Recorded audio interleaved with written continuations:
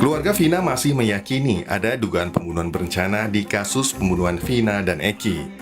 Dugaan pembunuhan berencana ini muncul dari temuan Ibtu Rudiana yang 8 tahun silam melihat adanya bukti percakapan di salah satu HP Vina maupun Eki. Namun, keluarga Vina menanyakan bukti temuan pembunuhan berencana tersebut tidak pernah diperlihatkan secara terbuka oleh ayah Eki, Ibtu Rudiana, selama proses penyidikan berlangsung 8 tahun silam.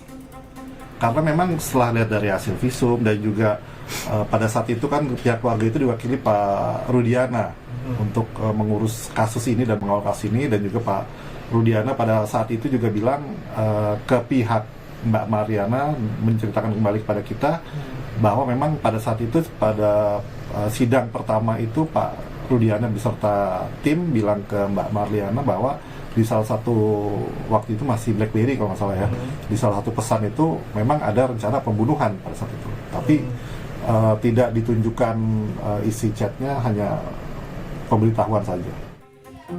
Sementara sebelumnya, keluarga Vina juga mencurigai ada yang sudah membuka dan menghapus pesan di HP milik Vina selama proses penyidikan kasus pembunuhan ini berlangsung. Saya buka itu HP-nya itu, kontak itu hanya ada kontak keluarga, nggak ada kontak yang lain. Dan BBM pun, saat itu kan adanya BBM ya, BBM itu cuma ada satu chattingan. Dan chattingannya juga hanya kayak chattingan baru 2 harian. Jadi kalau chattingan juga sedikitnya kayak udah ada yang hapus juga gitu. Nomor kontak juga kayak udah ada yang hapus gitu kan. Nah terus di tangan saya itu sekitar 2 hari apa 3 hari barulah diambil buat BB, katanya buat barang bukti gitu. Dan sampai saat ini HP pun belum di tangan kami keluarga korban. Soal keterangan keluarga Vina ini, ayah almarhum Eki, Ibtu Rudiana, belum memberikan komentar. Ibtu Rudiana sebelumnya juga mendapat sorotan karena sejumlah tudingan termasuk dugaan tindak kekerasan terhadap terpidana kasus Vina. Di tengah sorotan itu, Rudiana kini mendapat bantuan hukum dari PBH Perhaki.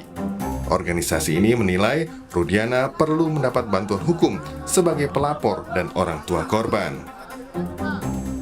Terkait dengan laporan polisi terhadap Bapak Ibtu Rudiana, ya beliau tidak ada persoalan terhadap hal tersebut karena memang itu adalah hak hukum setiap warga masyarakat ya. Tentunya kita dari Pusat Bantuan Hukum Perkumpulan Penasihat dan Konsultan Hukum Indonesia Perhaki, sepanjang itu dibutuhkan oleh Bapak Ibtu Rudiana akan kita berikan bantuan hukum yang terbaik kepada beliau, mengingat dengan pertimbangan beliau ini adalah sebagai ayah korban, di mana anaknya telah meninggal dunia dan beliau adalah statusnya juga sebagai pelapor. Ibtu Rudiana belum secara terbuka bicara soal sejumlah laporan yang diarahkan padanya. Kapolri Jenderal Listio Sigit Prabowo menginstruksikan akan mengevaluasi penyidikan kasus Vina dengan menurunkan 3 divisi di Polri, yaitu Propam, Bareskrim, hingga Irwasum. Tim Liputan Kompas TV.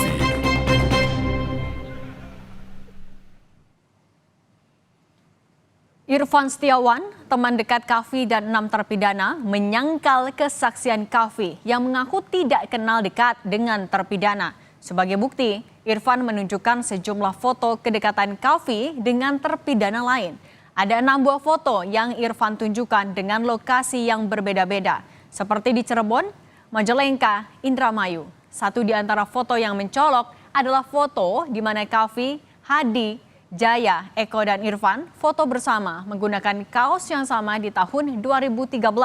Mereka berfoto di salah satu objek wisata di Kabupaten Majalengka.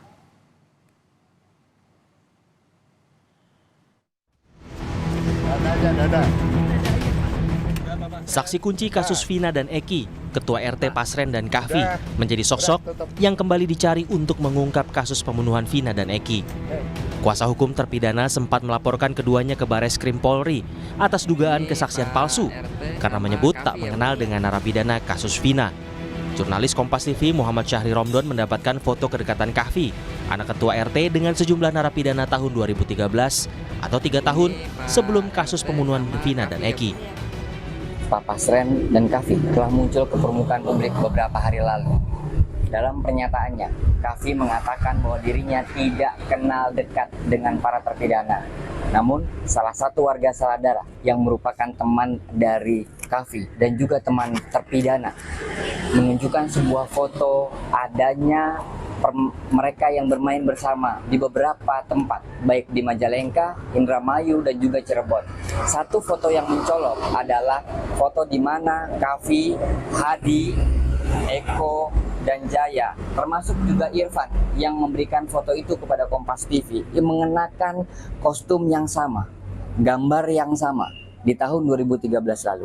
Tidak hanya pertemuan di satu tempat ini saja, di tempat yang lain di Indramayu juga Irfan menunjukkan foto di mana Eko, Kavi, dan Jaya dan Hadi pernah bermain bersama. Irfan Setiawan menyebut jika Kavi dan 6 terpidana merupakan teman sejak kecil. Pernyataan ini bertolak belakang dengan kesaksian Kavi dalam BAP yang menyebut tidak mengenal narapidana kasus Vina.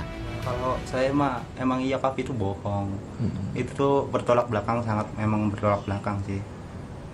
Itu tuh Kavi sama terpidana dia teman dari kecil sampai ya 2016 itu. Sama ya pas 2013 ya kita sampai bikin baju bareng, Bob Marley, foto-fotonya juga masih ada.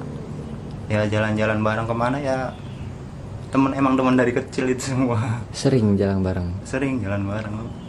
Apalagi setiap minggu pasti jalan bareng. Namanya itu tuh jalan-jalan pasti setiap minggu itu. Berarti memang mereka kenal dekat ya Mas dari dulu? Kenal dekat emang. Kavi dan Ketua RT Pasren menjadi salah satu saksi yang dihadirkan dalam rekonstruksi kasus Vina dan Eki. Kesaksian Kavi dan Pasren yang membantah para terpidana berada di rumah Ketua RT pada malam kejadian membuat 8 terpidana terseret kasus pembunuhan Vina dan Eki. Tim Liputan, Kompas TV. Sementara di tengah pengusutan kasus pembunuhan Vina dan Eki yang masih dievaluasi Polri, pekan depan babak baru untuk mantan terpidana kasus Vina, Sakat Tatal, digelar. Apakah PK ini bisa membuktikan jika mantan terpidana dan 7 narapidana lainnya benar terlibat dalam kasus Vina atau mereka juga menjadi korban salah tangkap polisi? Kita bahas bersama dengan Titin Prialianti, kuasa hukum Sakat Tatal, dan juga ada pakar hukum pidana Universitas Pelita Harapan, Jamin Ginting. Bu Titin, Pak Jamin, selamat sore. Selamat sore. Oke, Bu Titin. Selamat sore, Mbak. Oke, saya mau ke Bu Titin dulu. Bu Titin, ini 4 hari jelang sidang PK digelar. Bukti ataupun juga novum yang sudah disiapkan kuasa hukum untuk memperkuat PK Sakat Tatal apa aja? Sebetulnya kalau kita kan sudah tuangkan dalam memori PK, Mbak. Ada novum yang sifatnya visual. Saya karena dengan tim ada kontribusi saya untuk menyiapkan novum yang itu novum yang saya dapatkan itu bentuknya visual. Saya sudah tuangkan di dalam memori PK. Kemudian juga novum-novum lain yang dikaji oleh tim yang lain gitu, Mbak. Oke, termasuk ada putusan pra-peradilan Peggy? Ya, diantaranya karena memang kan putusan pra-peradilan Peggy juga merupakan putusan yang luar biasa. Luar biasanya karena Peggy dibebaskan. Sementara saat Prapit juga disampaikan oleh tim dari Polda Jabar bahwa Peggy sebagai tersangka itu berdasar keterangan dari Sudirman. Sedangkan dalam sidang Sakat Tatal juga hal serupa, Mbak.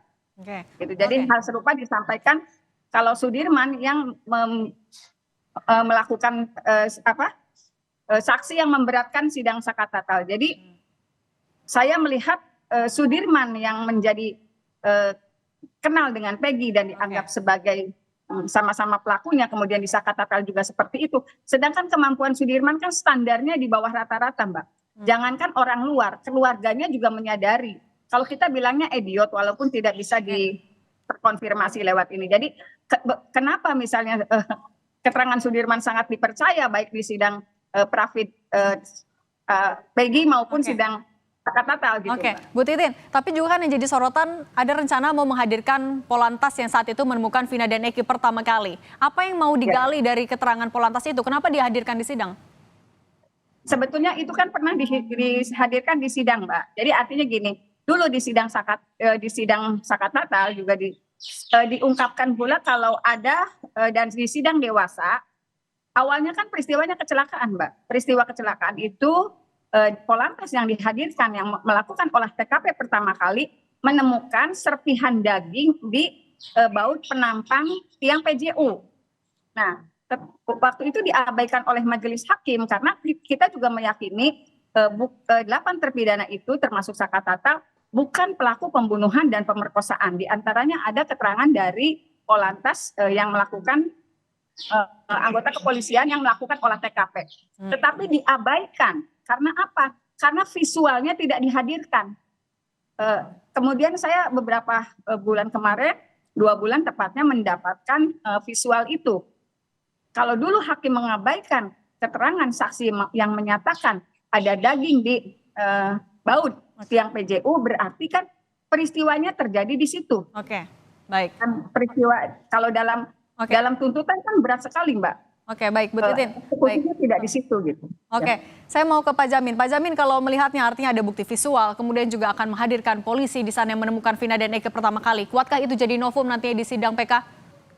Ya, novum ini kan tentu sudah lewat ya waktunya, kecuali novum ada bukti baru, di mana bukti baru itu ditemukan 180 hari sejak novum itu ditemukan. Nah, novum itu harus diperkuat juga dengan saksi untuk menguatkan bahwa novum itu benar, kapan diterima, kapan diambil, dan kekuatan pembuktiannya seperti apa.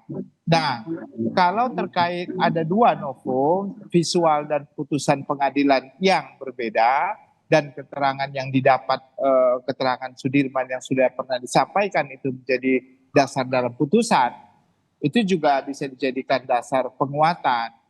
Nah, yang perlu kita perhatikan adalah nanti dalam novum ini, keterangan fakta dalam pertimbangan hakim kasus Peggy Setiawan itu bisa jadikan dasar juga untuk menguatkan apakah keterangan Sudirman ini yang dari awal benar-benar mempunyai kekuatan hukum. Sehingga bisa nanti keterangan Sudirman yang jadikan dasar pemidanaan terhadap semua pelaku bisa kabur itu ya. Bisa hilang kekuatan pembuktiannya. Kenapa?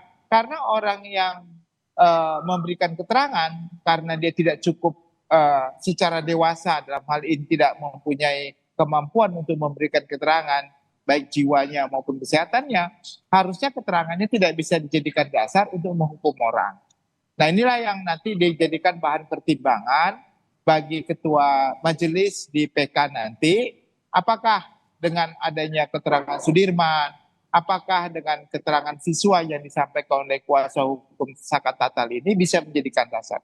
Yang menurut saya yang paling kuat itu sebenarnya adalah novum yang terkait dengan keadaan si Sudirman ini seharusnya dimunculkan. Keadaan di mana dia memang sebenarnya tidak mampu untuk memberikan keterangan yang benar dan keterangan yang bisa dipercaya karena keadaan jiwa dan kemampuannya untuk memberikan keterangan tidak sesuai atau tidak mempunyai kualitas begitu, Mbak. Oke, artinya kalau Anda membaca peluangnya cukup besar sebenarnya untuk nanti PK-nya bisa dikabulkan?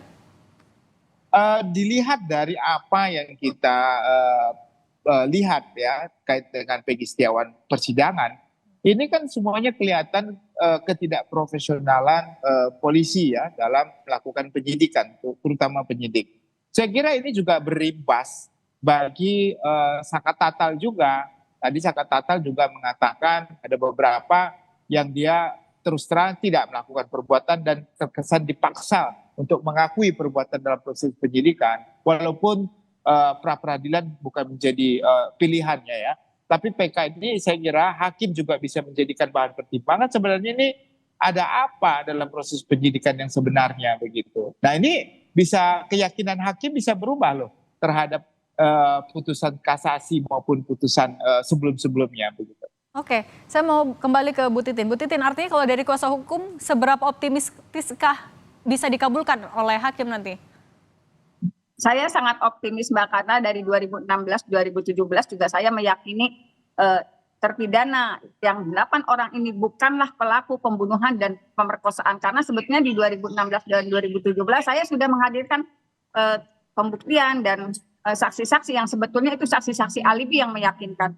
Hanya mungkin kondisinya tidak seviral sekarang, atensi masyarakat juga justru dulu kita dianggap para pelaku itu dianggap orang yang harus mendapatkan balasan dengan tembak mati karena memang demo juga luar biasa. Optimisme ini karena saya juga memperoleh novum-novum dan saya juga ada tim-tim lain yang kemudian mengkaji, kita akan juga menghadirkan saksi ahli gitu. Saksi ahli yang mengkaji terhadap putusan terdahulu juga hasil otopsi terdahulu karena hasil otopsi terdahulu itu diabaikan oleh majelis hakim. Jadi saya sangat optimis, Mbak. Apalagi dengan dukungan masyarakat yang sekarang mulai memahami apa sih yang terjadi di 2016-2017. Oke, baik. Kita lihat nanti jalannya persidangan hari Rabu ya. Terima kasih Bu Titin, pengacara Saka Tatal, dan juga Pak Jam Ginting, pakar hukum pidana Universitas Pelita Harapan. Sehat selalu.